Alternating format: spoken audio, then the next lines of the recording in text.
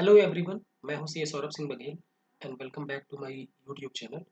तो टीडीएस तक हम कंसेप्ट्स को डिस्कस कर चुके हैं। अब हम डिस्कस करेंगे deductions from gross total income, यानी चैप्टर 6A का जो डिडक्शन है जो मिलता है ग्रॉस टोटल इनकम में, उसके बारे में हम चर्चा करेंगे।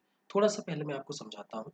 जैसे आपको पता है कि हमारे इनकम के जो 5 हेड्स होते हैं, इनसे हमारी टोटल इनकम को कैलकुलेट किया जाता है। ठीक है, तो जब ये पांचों हेड कौन कौन से, एक बार रिवीजन करेंगे। सैलरी सेक्शन 15 से लेके 17 तक का आता है। हाउस प्रॉपर्टी 22 से लेके 27 तक की बातें करता है। PGBP profit and gains from business और प्रोफेशन 28 से लेके 44 तक। फिर उसके बाद कैपिटल गेन जो होता है वो 45 से लेके 55A तक रहता है। एंड देन अपना अदर सोर्सेस, अदर सोर्सेज जिसको IFOS भी कहते हैं, इनकम फ्रॉम अदर सोर्सेज, ये होता है आपका 56 to 59। ठीक है, इन सभी इनकम को जोड़ते हैं हम तो हमें मिलता है ग्रॉस टोटल इनकम। क्या मिलता है? Gross total income. अब इसमें क्या होता है, इस पे फिर हम क्या करते हैं, डिडक्शंस को माइनस करते हैं। Deductions under section 80C to 80U, ठीक है ना, ये आते हैं चैप्टर 6A में। चैप्टर 6A के डिडक्शन है। ठीक है, फिर ये डिडक्शंस माइनस करने के बाद हमें मिलती है टोटल इनकम। ठीक है, टोटल इनकम मिलने के बाद हम क्या करते हैं, इस पे फिर इनकम टैक्स कैलकुलेट करते हैं। इनकम टैक्स किस पर कैलकुलेट किया जाता है? टोटल इनकम पर। फिर टोटल इनकम इनकम टैक्स आया। फिर हम देखते हैं कि क्या कोई रिबेट है।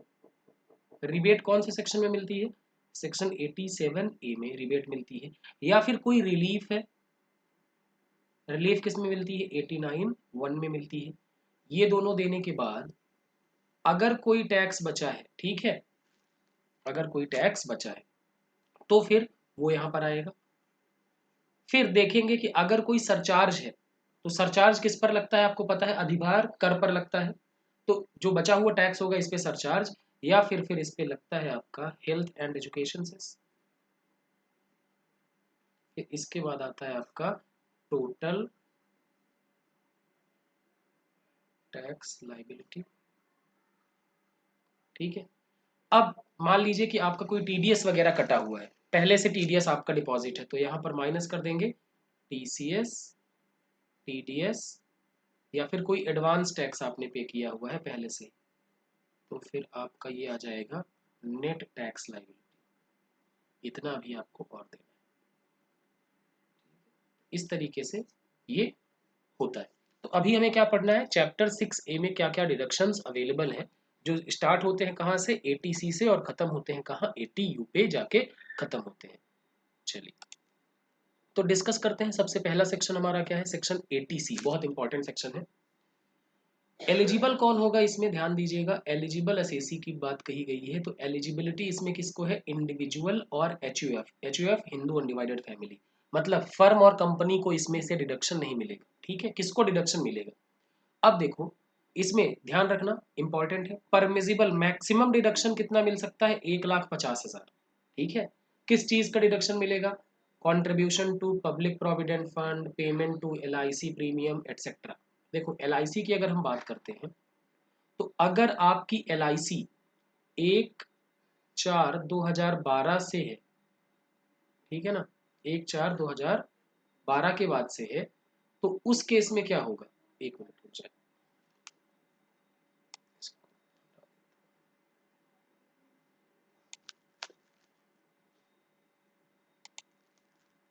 तो उस केस में क्या होगा, आपको 10% ऑफ सम अश्योर्ड, मैक्सिमम इतना डिडक्शन मिलेगा। अब 10% ऑफ सम अश्योर्ड का मतलब समझना क्या है? देखो मान लो कि आपने एलआईसी कराया है, 4 लाख रुपए का। 4 लाख मतलब अगर आपको कुछ हो जाता है, लाइफ इंश्योरेंस आपने लिया है, तो उसमें उस केस में 4 लाख रुपए आपको मिलेंगे, या फिर मैच्योरिटी पर 4 लाख रुपए मिलेंगे।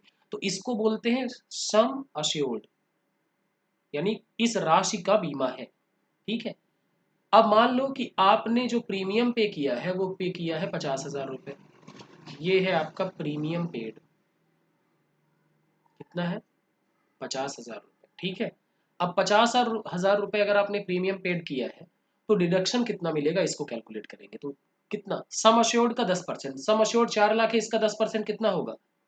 10% ऑफ सम अश्योर्ड, इसका 10% कितना होगा? 40,000। दोनों में से जो कम होगा तो डिडक्शन कितना मिलेगा? 40,000 का मिलेगा। सिंपल सी बात है। और 1/4 12 के अगर पहले का है तो 20% मिलता था। ठीक है। तो याद रखना कितना LIC प्रीमियम अगर आपने पे किया है तो 10% ऑफ सम अश्योर्ड का डिडक्शन आपको मिलेगा मैक्सिमम। लेकिन मान लो अगर आपने प्रीमियम पे किया होता 30,000 रुपए और सम अश्योर्ड था 10%, 40,000, तो 30,000 का ही डिडक्शन मिलता, ध्यान रखना। ठीक है। ATC में मैक्सिमम डिडक्शन कितना मिलेगा? 1,50,000। कौन कौन से डिडक्शन आते हैं? PF, LIC प्रीमियम, ये सारी चीजें। अब इसमें क्या क्या आता है देखो, life insurance premium, contribution to PPF, SPF, RPF, repayment of housing loan. ध्यान देना, आपने हाउस लोन लिया है तो उसका अगर रीपेमेंट, देखो हाउस लोन में दो चीजें आती है। एक आता है सेक्शन 24B, 24B ये आता है आपका हाउस प्रॉपर्टी का सेक्शन है। यहां पर हाउस लोन के इंटरेस्ट का बेनिफिट मिलता है, इंटरेस्ट का डिडक्शन मिलता है। इंटरेस्ट, जैसे आप जब लोन लेते हैं तो आपको दो चीजें पे करनी होती है, एक इंटरेस्ट और दूसरा प्रिंसिपल अमाउंट। एक होता है ब्याज, दूसरा होता है मूलधन। ठीक है। तो सेक्शन 24B में इंटरेस्ट मिलता है, इंटरेस्ट का डिडक्शन मिलता है जो आप हाउस लोन पर इंटरेस्ट पे करते हैं। और सेक्शन 80C में किसका डिडक्शन मिलता है? प्रिंसिपल अमाउंट के रिपेमेंट का डिडक्शन मिलता है। किसका? मूलधन जो आप चुकाते हैं उसका डिडक्शन मिलता है। ठीक है। उसके बाद ये ध्यान रखना, ये इंपॉर्टेंट है, यहां से क्वेश्चंस आते हैं। Tuition fees to any Indian university, college, school for full time education of any 2 children. Maximum कितने बच्चों का ट्यूशन फीस? 2 बच्चों का। ठीक है ना, मैक्सिमम 2 चिल्ड्रन। अच्छा, ट्यूशन फीस क्या है भाई? देखो, आपकी जो स्कूल की रेसिप्ट होती है उसमें लिखा होता है, कई बार लिखा होता है एग्जाम फीस, कई बार लिखा होता है बस फैसिलिटी की फीस, लैब फीस। तो उसमें जो ट्यूशन फीस होगा उसी का डिडक्शन मिलेगा। ठीक है। किसी कोचिंग में पढ़ने गए वहां पर डिडक्शन नहीं मिलेगा। क्यों? क्योंकि यूनिवर्सिटी, कॉलेज, स्कूल, और वहां पर फुल टाइम एजुकेशन के लिए। ठीक है। यूनिवर्सिटी, कॉलेज और स्कूल, और वहां पर भी किसका? ट्यूशन फीस का। कितने बच्चों के लिए? मैक्सिमम 2 बच्चों के लिए। ठीक है। अगला, term deposit for a fixed period not less than 5 year. आप 5 साल के लिए FD कर दें अगर शेड्यूल्ड बैंक में, तो आपको क्या हो जाएगा? जिस अमाउंट का आपने FD किया है उसका डिडक्शन मिल जाएगा। ठीक है। 5 year post office time deposit, या फिर नाबार्ड का कोई, नाबार्ड का फुल फॉर्म क्या होता है जल्दी से आप कमेंट करके बताइएगा। नाबार्ड। ठीक है। NABARD, कमेंट करके बताना नाबार्ड का फुल फॉर्म क्या होता है। ठीक है। और 5 ईयर का पोस्ट ऑफिस में अगर आप टाइम डिपॉजिट करते हैं, या टाइम डिपॉजिट का मतलब होता है FD। ठीक है ना, जो एक टाइम के बाद ही आपको मिलेगा, तो उसको क्या, उसका बेनिफिट आपको मिल जाएगा। लेकिन ध्यान रखना, ATC में मैक्सिमम छूट कितनी मिलेगी? सेक्शन 80C में मैक्सिमम छूट कितनी मिलेगी? 1,50,000, 1,50,000 का ही डिडक्शन मिलेगा। ठीक है। आगे चलते हैं, अगला सेक्शन है सेक्शन 80CCC, 80CCC, बहुत CC हो रही है। ठीक है ना। तो इंडिविजुअल को ही बेनिफिट मिलेगा यहां पर। अब इंडिविजुअल क्यों? क्योंकि इंडिविजुअल ही पेंशन फंड में कंट्रीब्यूट करेगा। तो contribution to certain pension fund. ठीक है। किसी, कोई इंडिविजुअल है, चाहे वो नौकरी में हो चाहे बिजनेस में हो, इसमें कोई भी आ सकता है, इंडिविजुअल कोई भी हो सकता है, चाहे वो सैलरीड हो चाहे बिजनेस वाला हो। तो अगर वो कंट्रीब्यूट कर रहा है किसी पेंशन फंड में, ठीक है, जैसे कई LIC की स्कीम्स आती हैं कि आप हमारे साथ इतना पैसा डिपॉजिट करें, फिर जब आप 60 साल के हो जाएंगे तो हम आपको पेंशन देंगे। ठीक है। तो उसका डिडक्शन मिलेगा, मैक्सिमम कितना मिलेगा? 1.5 लाख रुपए। अगर उसने 1 लाख ही डिपॉजिट किया तो 1 लाख मिलेगा। सिंपल सी बात है। अमाउंट पेड और डिपॉजिटेड और सब्जेक्ट टू मैक्सिमम, अधिकतम कितना छूट मिल सकता है, अधिकतम 1,50,000। ठीक है, अब आते हैं अगला सेक्शन जो बहुत इंपॉर्टेंट है। यहां से मैंने रिसेंट में देखा है कि हर पीएसयू वाले यहां से क्वेश्चन पूछने के इच्छुक होते हैं, उनके दिल में कुछ कुछ होता है। ठीक है, आइए जरा सेक्शन सीसीडी, 80 CCD क्या है, individual employed by central government और एनी अदर एम्प्लॉयर, चाहे वो सेंट्रल गवर्नमेंट का एम्प्लॉयर हो चाहे अदर एम्प्लॉयर हो, या फिर एनी अदर इंडिविजुअल असेसी, कोई भी व्यक्तिगत असेसी भी हो सकता है, तो चाहे वो नौकरी कर रहा हो चाहे इंडिविजुअल असेसी हो।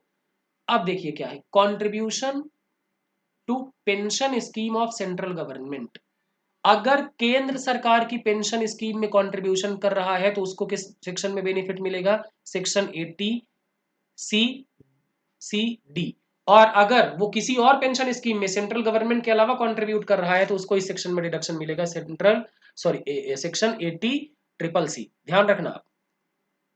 ठीक है, अब इधर आए, अब सेंट्रल गवर्नमेंट की एक स्कीम है अटल पेंशन योजना, जो लोग कॉम्पिटेटिव एग्जाम की तैयारी कर रहे होंगे उन्हें नाम सुना होगा, अटल पेंशन योजना, तो उसी को सरकार ने नोटिफाई किया हुआ है। ठीक है, अब ध्यान से सुने, कितना कंट्रीब्यूशन का फायदा मिलेगा, इंप्लॉइज कंट्रीब्यूशन, इंप्लॉइज कंट्रीब्यूशन यानी कर्मचारी की तरफ से अगर अंशदान किया जा रहा है, कर्मचारी अंशदान। ठीक है, या इंडिविजुअल कोई व्यक्तिगत तौर पे जो एम्प्लॉय नहीं है वो अपना कंट्रीब्यूशन कर रहा है। तो इन केस ऑफ सैलरीड इंडिविजुअल, अगर कोई वेतनभोगी है, वेतनभोगी, तो उसको 10% ऑफ सैलरी, मैक्सिमम कितना मिलेगा, 10% ऑफ सैलरी। जैसे मान लीजिए अगर उसकी सैलरी 20 लाख है तो कितना, 10% ऑफ सैलरी, लेकिन यहां पे भी लिमिट लग जाएगी 1.5 लाख की। ठीक है ना, 1.5 लाख से ज्यादा नहीं मिलेगा। अगर वेतनभोगी के अलावा कोई है, मतलब बिजनेसमैन वगैरह है, उस केस में उसको मिलेगा 20% of gross total income, GTI, जो उसकी सकल आय है उसका प्रीवियस ईयर में सकल आय का 20% का। तो ध्यान रखना, इंप्लॉय कंट्रीब्यूशन यानी कर्मचारी अंशदान किसमें, pension scheme of central government, central government की पेंशन स्कीम में कौन से सेक्शन में बेनिफिट मिलेगा, सेक्शन 80 CCD, 80 CCD। कर्मचारी का अंशदान, वेतनभोगी है अगर वो तो 10% ऑफ सैलरी, सैलरीड के अलावा है तो 20% ऑफ ग्रॉस टोटल इनकम। ठीक है, और और further additional deduction is up to 50,000 is available. तो ध्यान रखना, सवाल पूछा जाता है कि 80 CCD में कितना एडिशनल डिडक्शन मिल सकता है, तो एडिशनल डिडक्शन मिल सकता है 50,000 का। अतिरिक्त कटौती कितने की मिल सकती है, 50,000 की मिल सकती है, ध्यान रखना। ठीक है, अब आइए अगला, ये तो हो गया एम्प्लॉय कंट्रीब्यूशन। अब बात करते हैं एम्प्लॉयर कंट्रीब्यूशन यानी नियोक्ता अंशदान, यानी जो मालिक होंगे वो अंशदान देंगे, तो उस हिसाब से बात करते हैं। देखो, एम्प्लॉयर का जो भी कंट्रीब्यूशन होगा ना, एम्प्लॉयर का जो भी कंट्रीब्यूशन होगा वो सैलरी में इंक्लूड किया जाएगा, मतलब एम्प्लॉय की सैलरी में इंक्लूड कर दिया जाएगा, लेकिन उसका डिडक्शन मिल जाएगा। देखो, अगर एम्प्लॉयर कंट्रीब्यूशन की मैं बात कर रहा हूं, दो चीजें, ठीक है, if employer is central government, central government अगर केंद्र सरकार नियोक्ता है, केंद्र सरकार की तरफ से कंट्रीब्यूशन किया जा रहा है, तो कितना मिलेगा, 14% ऑफ सैलरी, कितना मिलेगा, 14% ऑफ सैलरी। और इफ सॉरी ऐसे अदर एम्प्लॉयर, कोई अन्य है, चाहे वो स्टेट गवर्नमेंट हो चाहे कोई और प्राइवेट पर्सन हो, इस केस में कितना डिडक्शन मिलेगा, 10% ऑफ सैलरी। ध्यान रखना, एम्प्लॉयर कंट्रीब्यूशन एम्प्लॉय की सैलरी में जोड़ा जाएगा। ठीक है, अब उसका डिडक्शन मिलेगा, ठीक है, डिडक्शन मिलेगा। अगर केंद्र सरकार एम्प्लॉयर है, केंद्र सरकार की नौकरी कर रहे हैं तो 14% ऑफ सैलरी, और किसी और के यहाँ नौकरी कर रहे हैं तो 10% ऑफ सैलरी मैक्सिमम इतना मिल सकता है। तो ये सेक्शन बहुत इंपॉर्टेंट है क्योंकि कई सारी लिमिट्स हैं। एक बार फिर से मैं रिवाइज कराता हूँ। सेक्शन का नाम क्या है? Section 80CCD। कहाँ है? केंद्र सरकार की पेंशन स्कीम में, सेंट्रल गवर्नमेंट की पेंशन स्कीम में कंट्रीब्यूट करना है। अगर कर्मचारी की तरफ से कंट्रीब्यूशन है या व्यक्तिगत कंट्रीब्यूशन है तो क्या होगा? वेतनभोगी के केस में 10% ऑफ सैलरी, और वेतनभोगी के अलावा other than salaried person 20% of gross total income. और एडिशनल डिडक्शन कितना मिलेगा? 50,000 का अतिरिक्त डिडक्शन मिल जाएगा। अब यहां पर देखें, ये सेक्शन 80CCE है ना, ये क्या कहता है? चाहे 80C हो, चाहे 80CC हो, चाहे 80CCD हो, इन तीनों सेक्शन का मैक्सिमम लिमिट कितना मिलेगा? तीनों सेक्शन का मिला के मैक्सिमम छूट कितनी मिल सकती है? 1.5 लाख रुपए की। ठीक है, कितने की मिलेगी? 1.5 लाख रुपए की। और ध्यान रखना, लेकिन जो एडिशनल डिडक्शन है 80CCD का 50,000, वो इसके अलावा है। जो एम्प्लॉयर के कंट्रीब्यूशन का डिडक्शन है वो इसके अलावा है, ध्यान रखना। जो 50,000 का एडिशनल डिडक्शन है, जैसे मान लो किसी को 1.5 लाख का डिडक्शन मिल गया, फिर अगर उसने पेंशन स्कीम में 50,000 का एडिशनल डिडक्शन है तो वो भी उसको मिल जाएगा। ठीक है, तो एडिशनल डिडक्शन क्या है? 50,000। एडिशनल इसीलिए बोला है कि वो 1.5 लाख के ऊपर है। ठीक है, अगले केस में चलते हैं। अगला सेक्शन है सेक्शन 80D। डी से याद रखना दवाई, दवाई। ठीक है ना, दवाई से क्या है? Medical insurance premium. किसको मिलेगा बेनिफिट? इंडिविजुअल को या एचयूएफ को? Medical insurance premium. ठीक है, यानी मेडिक्लेम वगैरह जो हम करवाते हैं उसकी बात हो रही है। Any premium paid otherwise than by way of cash to keep force in insurance of health of in case of an individual, self, spouse and dependent children.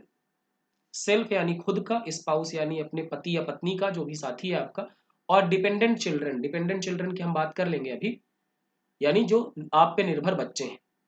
और इन case of HUF family member, कोई भी family member है, तो maximum कितना मिलेगा? Maximum 25,000। और अगर individual या फिर उसका स्पाउस, स्पाउस यानी जीवन साथी, वो कोई अगर सीनियर सिटीजन है तो ये कितना डिडक्शन मिल जाएगा? 50,000 का डिडक्शन मिल जाएगा। ठीक है, लेकिन ये कैश में नहीं होना चाहिए। ठीक है,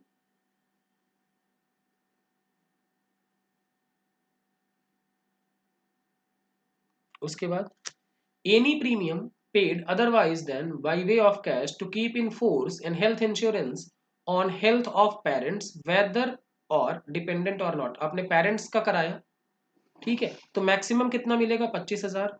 और अगर पेरेंट्स जो है वो सीनियर सिटीजन है तो आपको 50,000 का बेनिफिट मिलेगा। ठीक है, लेकिन ध्यान रखना,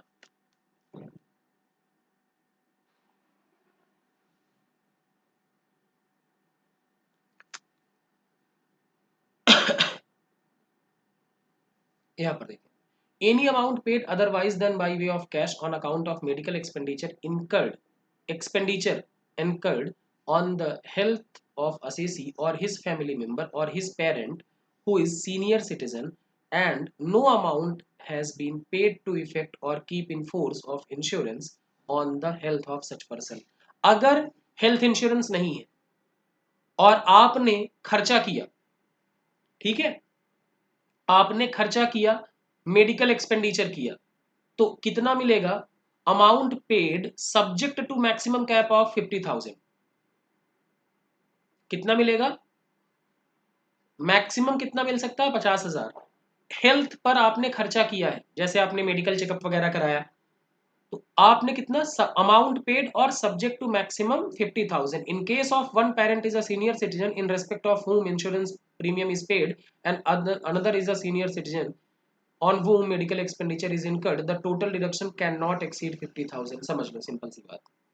ये कह रहे हैं कि मान लो कि एक पेरेंट ऐसे हैं जिनका आपने मेडिकल इंश्योरेंस लिया है 20,000 का, ठीक है, और दूसरे हैं जिनके ऊपर आपने मेडिकल का खर्चा कर दिया 40,000 का, तो टोटल आप ये बोलेंगे कि 20,000 का यहाँ डिडक्शन मिल जाएगा, 40 यहाँ, लेकिन दोनों का मिला के मैक्सिमम कितना मिलेगा? 50,000। इससे ज्यादा नहीं मिल सकता। चाहे प्रीमियम हो चाहे खर्चा हो, दोनों का अगर टोटल करेंगे तो वो 5,000 से ज्यादा नहीं होना चाहिए। फिर आगे कहते हैं 50,000 से ज्यादा नहीं होना चाहिए। Payment including cash payment for preventive health checkup for himself, spouse और डिपेंडेंट चिल्ड्रन और पेरेंट। देखो प्रिवेंटिव हेल्थ चेकअप, कई बार लोग ना पहले से चेक कराते रहते हैं कि शुगर लेवल क्या है, और ये ईसीजी वगैरह कराते रहते हैं प्रिवेंटिव लेवल पे। प्रिवेंटिव यानी बचाव के लिए, कि हर साल चेक कराते हैं, रूटीन चेकअप। तो उस केस में आप कैश पेमेंट कर सकते हैं या पेमेंट कर सकते हैं प्रिवेंटिव हेल्थ चेकअप के लिए, अमाउंट पेड और सब्जेक्ट टू कैप ऑफ 5,000। ठीक है, कितना मिल सकता है मैक्सिमम? 5,000 रुपए in aggregate, subject to the overall individual limits of 25,000 and 50,000 as the case में भी। देखो 5,000 का यहाँ पर आपको एक्स्ट्रा मिलेगा, लेकिन जो आपका टोटल लिमिट है ना वो 50,000 से ज्यादा नहीं होना चाहिए। ध्यान रखना 25,000, अगर आप सीनियर सिटीजन नहीं है तो 25,000, अगर आप सीनियर सिटीजन है, आपके पेरेंट्स सीनियर सिटीजन है तो 50,000, उससे ज्यादा नहीं हो सकता। तो मेडिक्लेम का मैक्सिमम बेनिफिट मिल सकता है, अगर आप सीनियर सिटीजन नहीं है तो 25,000 और सीनियर सिटीजन है तो 50,000, इससे ज्यादा बेनिफिट नहीं मिलेगा। ठीक, अगले पे आते हैं। अगला सेक्शन 80 डबल डी। डी का मतलब क्या है? इसका डी को ऐसे याद रखिएगा, डिपेंडेंट डिसेबल।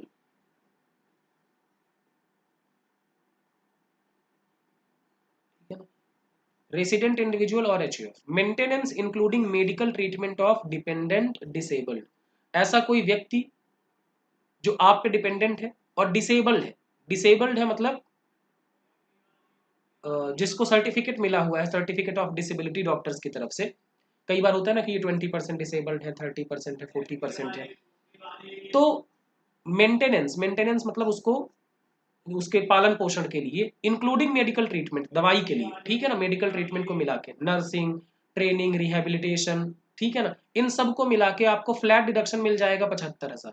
फ्लैट डिडक्शन का मतलब है कि आप खर्चा करें या ना करें 75,000 का डिडक्शन मिल जाएगा। ठीक है, सरकार का कहना है कि भाई हम इसमें खर्चा नहीं देखेंगे, हम 75,000 का फ्लैट डिडक्शन, आपने सर्टिफिकेट बता दिया कि ये एक डिपेंडेंट डिसेबल्ड है, हम उसको दे देंगे। दूसरा, इन केस ऑफ सीवियर डिसेबिलिटी, मतलब 80% से अधिक की डिसेबिलिटी है, 80% या उससे अधिक की डिसेबिलिटी है, तो फ्लैट 1,25,000 का डिडक्शन मिल जाएगा अगर कोई डिपेंडेंट डिसेबल्ड है तो। ठीक है, अब ये डिपेंडेंट का मतलब क्या आएगा? देखो इंडिविजुअल के केस में कौन आ सकता है? Spouse, children, parents, brother, sister. और एचयूएफ के केस में एनी मेंबर आ सकता है। ठीक, स्पाउस यानी जीवन साथी यानी पति या पत्नी, चिल्ड्रन बच्चे, पेरेंट्स माता पिता, ब्रदर्स भाई भाई, और सिस्टर्स बहन। ठीक है, अगला है डीडीबी। ये भी क्या है? मेडिकल ट्रीटमेंट के लिए। अब इसको ऐसे याद रखना, दवा दारू, दवा दारू एंड बीमारी। दवा दारू और बीमारी, बीमारी में ही ये दवा दारू होती है ना, मतलब दारू मतलब नहीं, मतलब ऐसे बोलते हैं ना कि दवा दारू, हमारे इधर तो कहते हैं कि दवा दारू ले लो तो ठीक हो जाओगे, तो वो दवाई के साथ दारू भी ऐड कर देते हैं। तो डीडीबी याद रखना, दवा दारू और बीमारी, बीमारी से जुड़ी होती है दवा और दारू। दारू ज्यादा पियोगे तो बीमारी हो जाएगी, सिंपल सी बात है। तो बोलना मत सर पीते हैं, नहीं मैंने पीता। रेसिडेंट इंडिविजुअल जो है, या एचयूएफ की बात हम करें, रेसिडेंट इंडिविजुअल या एचयूएफ, तो deduction for medical treatment of specified diseases और एलिमेंट्स। सरकार की तरफ से कुछ डिसीजेस बताई गई हैं, उन डिसीजेस, उन बीमारियों पर अगर आप खर्चा करते हैं तो क्या मिलेगा? डिडक्शन मिल जाएगा। ठीक है, कितना डिडक्शन मिलेगा? एक्चुअल सम पेड और 40,000, विच एवर इज लेस। आपने मान लीजिए 70,000 का पेमेंट किया, ठीक है, तो पेमेंट आपने 70 का किया, लेकिन मैक्सिमम कितना मिलेगा? 40,000। दोनों में से जो कम हो तो आपको डिडक्शन कितना मिलेगा? 40,000।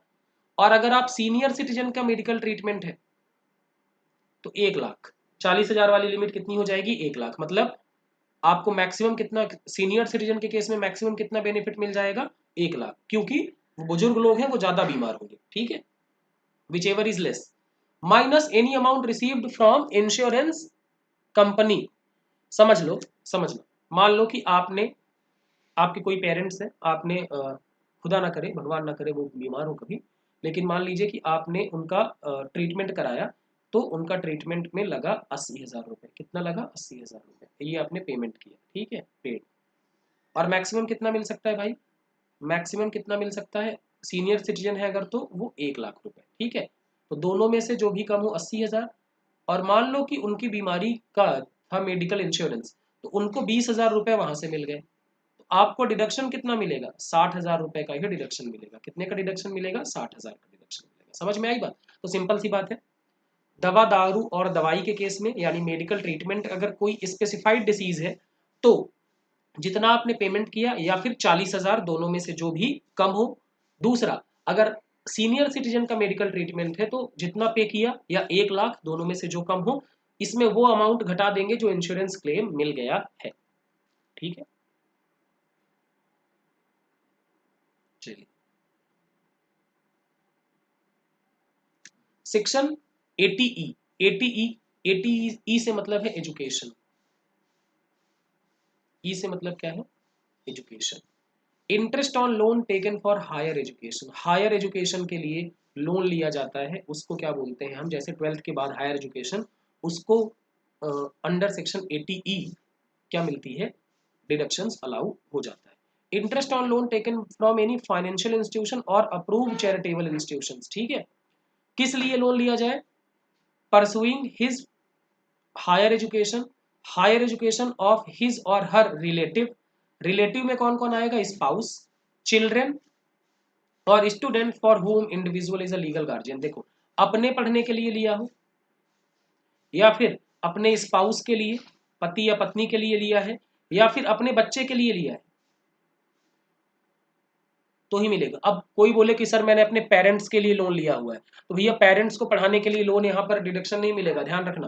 पेरेंट्स को पढ़ाने के लोन का डिडक्शन यहाँ पर नहीं मिलेगा। यहाँ पर डिपेंडेंट में कौन कौन आएगा? आप खुद, आपका पति या पत्नी अगर है, और बच्चे अगर है तो। और ऐसा कोई व्यक्ति जिसके आप गार्जियन हैं, जिसके मान लो कई बार कोर्ट गार्जियन अपॉइंट कर देता है, तो अगर आप गार्जियन हैं तो आपको वहां पर ले लिया जाएगा, ठीक है। कितना डिडक्शन मिलेगा? Deduction is available for interest payment in the initial assessment year, the year commencement of interest payment, and 7 assessment years immediately succeeding initial assessment year. Simple सी बात है, देखो। और until the interest is paid in full by the assessee. समझना, कितना deduction मिलेगा? Initial assessment year, जिस साल से उसने इंटरेस्ट पेमेंट करना शुरू किया है, जिस साल से उसने ब्याज देना शुरू किया है, ठीक है। और उसके अगले 7 असेसमेंट ईयर में, जिस साल से उसने इंटरेस्ट पे करना शुरू किया है, उस असेसमेंट ईयर में तो मिलेगा ही, साथ ही साथ अगले असेसमेंट ईयर से भी मिलेगा। अगले कितने असेसमेंट ईयर? 7। तो 7 और 1 8। या फिर मान लो उसने 4 साल में ही लोन चुका दिया, तो बेनिफिट कब तक देंगे? 4 साल तक ही तो देंगे, उससे आगे थोड़ी देंगे। समझ में आई बात?